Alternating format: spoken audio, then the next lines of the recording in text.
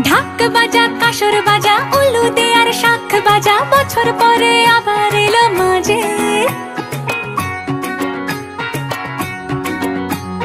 পুজো পুজো গন্ধ নিয়ে